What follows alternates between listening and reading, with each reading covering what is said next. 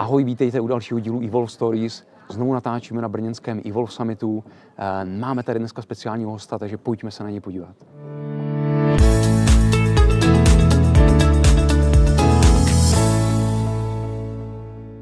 As you realized, I'll also switch to English, so you can expect another guest who speaks English. And as I made an introduction, we are shooting another video at the Evolve Summit in Brno, and it is a great privilege to have a guest who I met some time ago. His name is Theo. Theo, welcome to Evolve Stories. Thank you. Pleasure to be here. Yeah. Theo Smith, let me make you a little introduction, because I remember the first time we met. Yeah, you just gave a very interesting presentation on diversity. Yeah, that is going to be the topic we will be talking about today. And the first time we spoke, it was by Skype, I guess. Yes. I was a little bit skeptical. Yeah, to diversity issues. Yeah, because. Yep. And to explain to the audience, yeah, to the people watching us, I was, it's like this market, yeah, in Central Eastern Europe, it's got so unemployment rate that I was like, okay, I understand that there are big companies talking about diversity issues, but all the rest just do not care. Yeah, they need someone, at least someone working for them. Yeah, and then we talked, and you told me about neurodiversity. Yeah, it's going to be difficult for me to pronounce, but I'll do my best. It is for most. It's fine. Okay, so we will be talking about neurodiversity today, and what I would love to start, Theo, with is if you could tell us something more about what it is, how to define it. Yeah, of course I can. So about 2 years ago, I'm a member of a group in the UK, Resourcing Leaders Group, and we get together and we talk about important subjects, and we try and think around how we can improve the world of work. Right? And as part of one of those sessions, I heard somebody talk about neurodiversity. And before I went to the event, I was like, neurodiversity? I struggle with diversity. Do I really want to get into neurodiversity? It's just another thing to complicate recruitment, the process. I don't need this. However, I was at the event and I heard about it. And the thing that really surprised me is as I was sat there, I was thinking, oh, this is a bit strange. I associate with this. Right? What they're talking about is me, and that felt really weird. That I was actually like this kind of out-of-body experience of going, oh wow, they're talking about me. That is strange. And what it really means is I was diagnosed with dyslexia at the age of 21. I failed at school. I got into a lot of trouble.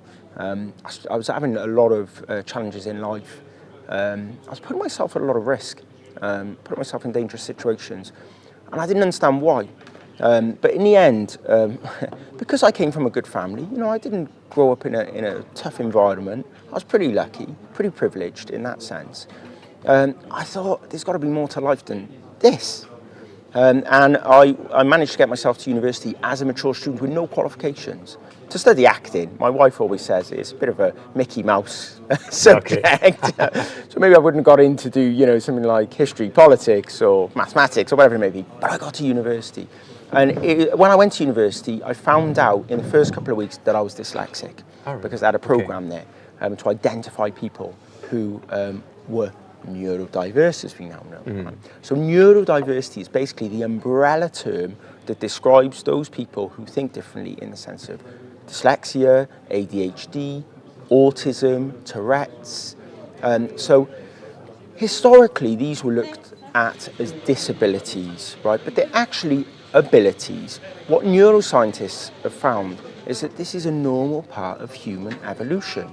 People have been ADHD, dyslexic, autistic since the beginning of time, right? We needed these people because some of these people were risk takers. ADHD is an example, right? They jump off the cliff before even thinking about it, while everyone else was considering how they're going to get down it. And then you have people with autism who have brilliant mathematical minds, right? They can potentially remember, in 1978 on a Tuesday, September the 18th, what the weather was like and at what time the weather was like it.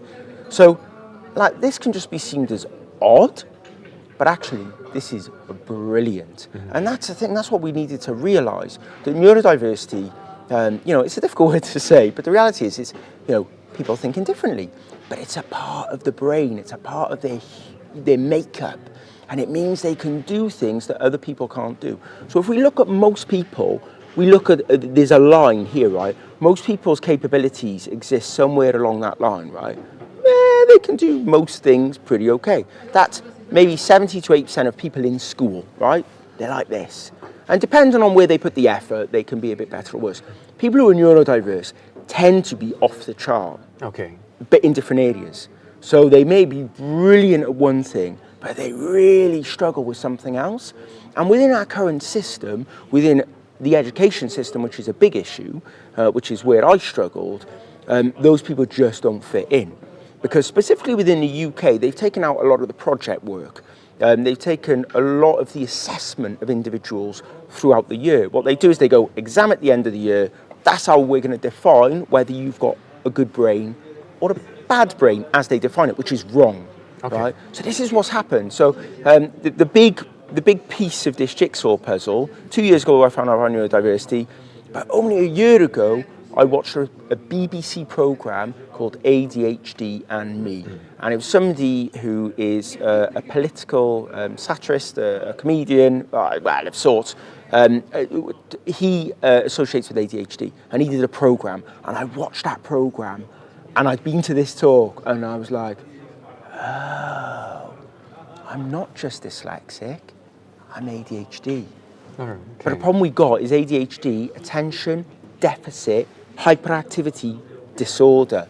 Deficit disorder. They're not nice terms, right?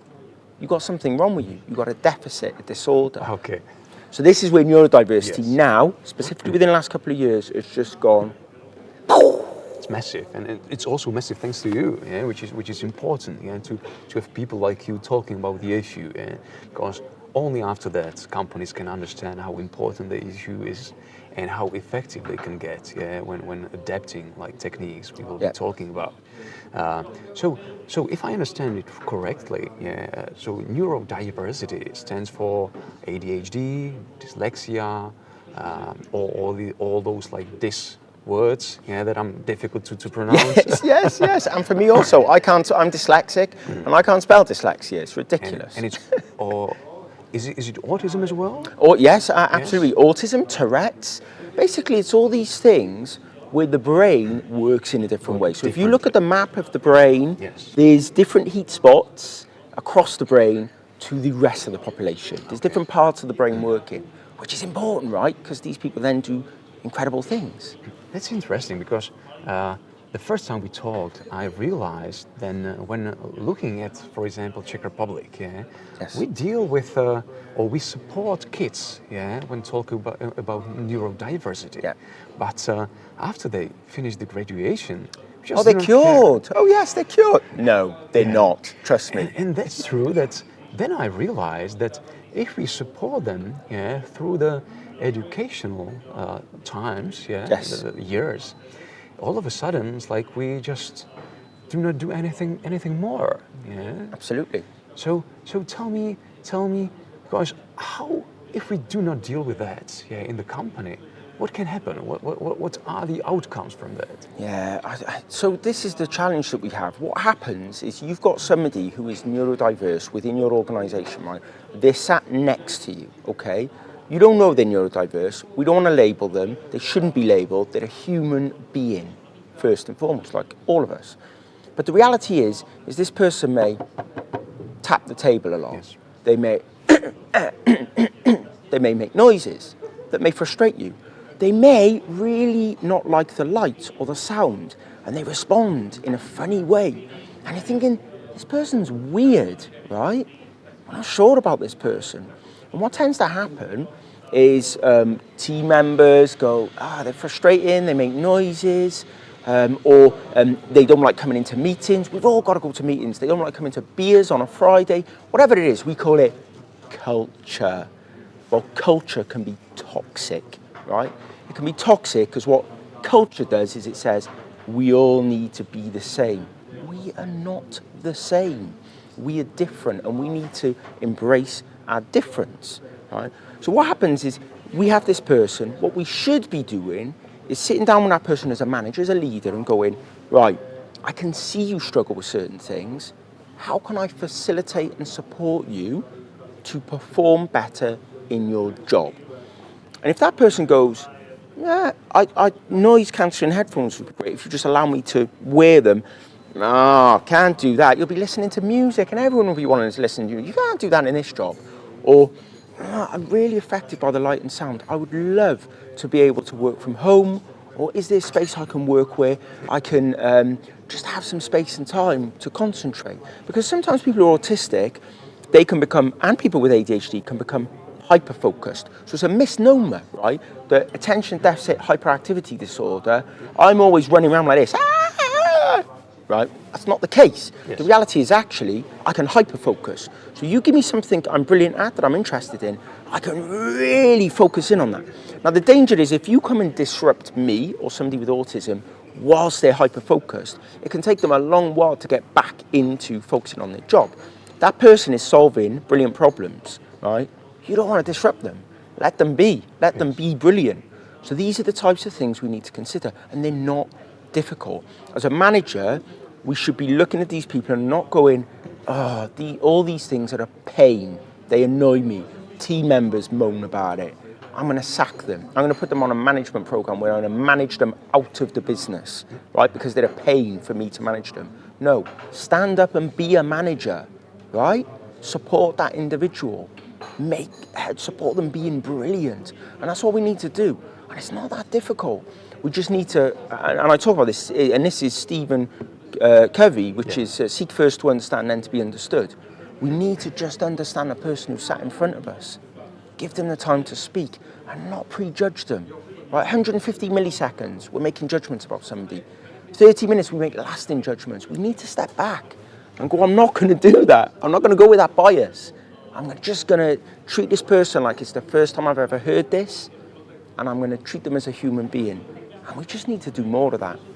But Tony, it's like, I understand that this all sounds great, but I think it must be quite difficult to make it happen. Yeah? Because sometimes, like, you've got all those companies, big or smaller, and you've got processes, you've got structure, you need to follow some rules, because, like, what happens if people stop following rules, So I can imagine if we are talking about like smaller companies, it's more flexible. But what about like corporations, like big international companies with hundreds of people? This must be difficult. It is difficult, and you do have to have a shift in mindset. These things are not always easy. They're easy to implement simple things. So me as an individual, I can change the way that I do things. So if I have somebody walk into an interview, I can change the way I treat that human being. Okay? If they don't look at me, if they can't get eye contact, if they're struggling with the interview, I can be a human being about it and think, I'm not going to prejudge them. You know, they're not having eye contact with me, because they don't care.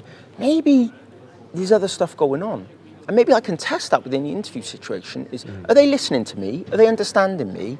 Who cares if they've got eye contact with me? What's it matter? If they can answer my questions, if they can understand what I'm saying to them, and they can reason it, if they've not got a strong handshake, who cares? I need somebody who's going to be good at the job. So on an individual level, that's what we can do as human beings, right? But as an organisation, if you're thinking about doing something that's broader, that has more impact, like IBM or Microsoft or SAP, they look at global programs. And what organisations like that have done is they've sought outside support, which is often what we need to do. Right? They've got organisations that specialise in this area. So IBM, as an example, are working with autism foundations, organisations. You don't need to work with them globally necessarily. You can pick a specific location to understand how they can improve the recruitment process, the assessment process, how they treat people coming through. But also they can then train and develop the people who are going to have contact with them. So global organisations tend to do it on a localised area. So they'll go, right, in Australia, in these offices, we're going to test this. Once we've tested it and it works, we'll then start to push it out. Absolutely. Okay. So you don't just, I would dive off the edge of a cliff, but with something like this, you don't, from a global organisation perspective or big organisation, you don't just jump off the edge of the cliff with something like this. Because actually, within the UK, as an example, you risk ending up in court because you may have good intentions, the CEOs, I'm bought into this. But then what happens is you bring somebody who's autistic, the hiring manager's like, this person could be a brilliant mind, they may not be, right? People who are autistic and who are dyslexic and ADHD, sometimes they underperform, right? We're not perfect, we're human beings again. But the reality is we need to give them the opportunity to understand, like you would with any employee. So the reality is the hiring manager needs the support as well, because just telling them people who are autistic are going to be great, that person comes in, they mismanage the situation and they end up in court because that autistic person has been treated badly, really badly. Intention was right, process was wrong. So as an individual, we can make a difference, but from an organisational perspective, you need to put some structure. You need to give this some thought and consideration. You need to speak to your people, you need to engage them, and you need to put some structure around it and some planning. So if I understand it right, Theo, we are not talking only about like managing people in companies, but we are talking also about the way we hire, the way we look for people, the way we communicate the employer brand, for example. Yeah, absolutely. So can you give us some examples on like the ways, what actually happened with IBM that you mentioned? Are there any other companies that can bring some results with this? Absolutely. So IBM is a great example. I've recently been talking with Simon Clements and Lee Andrews at IBM. So Lee Andrews heads up talent acquisition across EMEA and a few other areas. and Simon Clements heads up transformation in recruitment. And I've interviewed them both. And as part of the program, they first looked at, as I mentioned, some countries, and they looked at implementing an autism program there. Because it was successful, and because they saw tangible results, they're now going to a global program where they're going to hire 150 people with autism over the next 12 months globally. Now, that's impressive because it's one thing hiring people in an isolated area. It's another thing to say, we back this, we believe in this, and we're going to implement it globally. Now, Simon is amazing, and so is Lee, and IBM are really good in this area because not only are they willing to put themselves out there, but they're willing to share their experiences. So if you look at the talent acquisition team with IBM, they're always out there sharing the data, the information, the intelligence around what they're doing. So for anyone who's interested in this, follow what IBM are doing at the moment. I interviewed Simon on my podcast, Neurodiversity at Work, and he talks about it there. But this is the beginning for them. So they work with organisations to support them around this, as I mentioned, and they put some structure and plan into it. They tested it in a localised area. It's worked, and now they're putting it out globally. Another example is JP Morgan. So JP Morgan, SAP, Microsoft have been doing this for the last 8 years. This is not new, right? And there's a guy, a Danish guy who ran a consultancy who was providing those organisations with people on the spectrum, people who were autistic. 75% of his consultants, programmers, testers were autistic.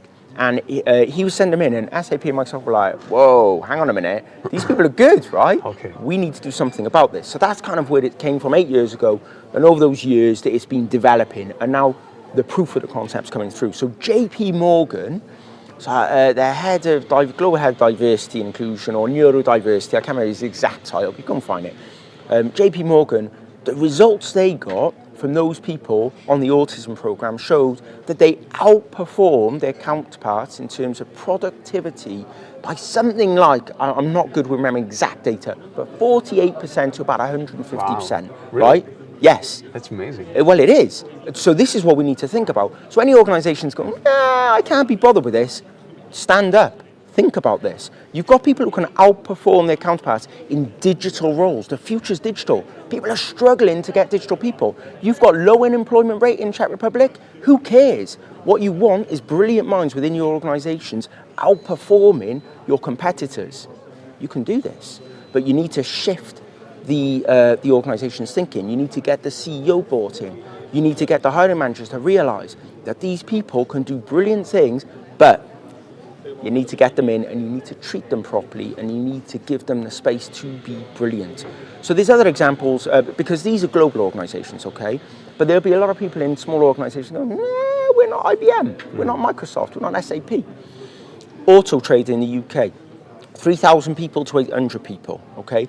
They were a publishing company. You buy cars, you go on there, you find your car or trader. Yep. You know, everything was in the magazine, now everything's digital. 3,000 people to 800 people. The workforce significantly changed. Those 800 people are now tech people, digital people, right? Digital company. You go there, they are diverse. They're neurologically diverse. Christos, the head of diversity and inclusion there, has done some incredible work. But all he did was contact the National Autistic Society in the UK and have conversations with them. And then he spoke to his workforce and said, we're diverse already because tech people, as I mentioned, you've got testers, programmers outperforming their counterparts. This is happening. It's happening around us. We can, you know, we can close our eyes to it, or we can go, let's get ahead of the competition. So, and they're just doing really simple things like where you had a pod where 4 people could work, they broke them up, so they're 2 pods where people can work on their own. Right? Simple. So it doesn't have to only be about understanding how to treat these people, our colleagues, but it can also be about actively seeking them for specific roles, because if they are able to outperform their colleagues in such a significant number, that can be a strategy. Absolutely. So this is the big thing, and it's a big shift that people need to realise. They can go, Theo talking about neurodiversity, diversity, we're bored of it, some American initiative, you know, big smiley face. No, this is around business performance, right? And what's happening is digital transformation is transforming the world. Globalisation, right? We can't shut our eyes to what's going on. Artificial intelligence, computers, technology, right? The people who designed this stuff, Alan Turing, artificial intelligence, computers, was autistic, okay? Whoa. Who leads Microsoft, or who led Microsoft, right? Microsoft, one of the biggest organizations in the world. ADHD, neurodiverse, Bill Gates. So what, I mean, like, we can pretend like this isn't happening and we can say we don't care. Those organizations can sit over there. The digital companies, right, and let's just focus on digital as an example. The digital companies, probably every company is now digital. Digital companies who open their eyes to this can start to outperform their counterparts, but they won't do it unless they think about their assessment process, their recruitment process, the way their environment is structured, the way they look after people. Simple things like swirly carpets, right, can affect people with autism. It can really throw them, right? So instantly, you bring somebody in who's autistic into your environment, you've got swirly carpets, you've got bright lights, you've got lots of noise. That person's like, this ain't gonna work for me. And as you interview them, as an interview, you're like, I'm not going to bring them in. They're acting a bit strange, you know. But the reality is, you've got a brilliant mind there. If you're just assessing them on the basis of what they can do, they get the job. But you're not. You're looking at culture, and you're looking at all these, well, they fit into the team. Forget the team, right? The reality is, will they fill a gap, right? Will they outperform their counterparts? If the answer is yes, the team will deal with it. Because at the end of the day, what you want within a team is you want people to cover your blind spots. Right? What I want, I'm always thinking forwards. I need somebody who's process orientated within my team to manage me. Right? They don't need to physically manage me, but I need them to look after the process. So I've got somebody, I may not like them necessarily, they may not be a buddy or whatever, but this person is brilliant and they're going to fill my blind spot. They're going to fill my gap. And we look at sports. This is what makes great teams, right? Diverse. They have different positions. We don't want vanilla. We don't want the same people. And that's where we need to shift our thinking. And do you have an estimate how many people from the population, is it like, when we're talking about neurodiversity, is it like 10% of the population, 20, 30? So the stats are all over the place here. So if we look at the dyslexia charity in the UK, they say around 10% of the population. I think it's probably more. So there's some stats around autism and ADHD. I think autism is somewhere around 3%. ADHD is something like 4%. So when you add those up, they don't necessarily add up to 20%, because some people who have ADHD have dyslexia, right? Yes. Some people who are autistic have all 3 or 4. So the reality is, it's not as simple as just saying, it's 10%, it's 15%. If we were to pull a figure, you could theoretically say around 20% of the population, right? But that, we're then with these labels, but there's people who just think different for other reasons as well. So somebody who isn't able to hear will think differently. Their neurological makeup will be different because they don't have the same senses. They don't. So they have other areas of brilliance, right? Because they have to develop them. So this is what we need to think about. It's beyond just neurodiversity, but I think this is something that people can get, organisations can understand. I think what will start happening after this interview, and people after watching this video will start realizing what's happening around them. Because I think, like anyone, I remember myself sitting in a meeting room with other people, and all of them were like acting differently when like looking at the presentations. Someone was got bored like after 5 minutes, and it was typing in the phone. Someone was like real active. So we can see in normal situations that people act differently, and also have like a different like attention span and so on. So this is amazing. So one last thing that I wanted to ask Theo is, I'm sure that some people after seeing this video will go like, okay, this is interesting. So what's the next step? What would you recommend as a next step? Yeah, so there's two incredible people, Sean Gilroy and Lena at the BBC, right? And they did they've done some video content. You can go online, go on YouTube, and they've done some video content, what it's like to be autistic in a meeting room, in an office.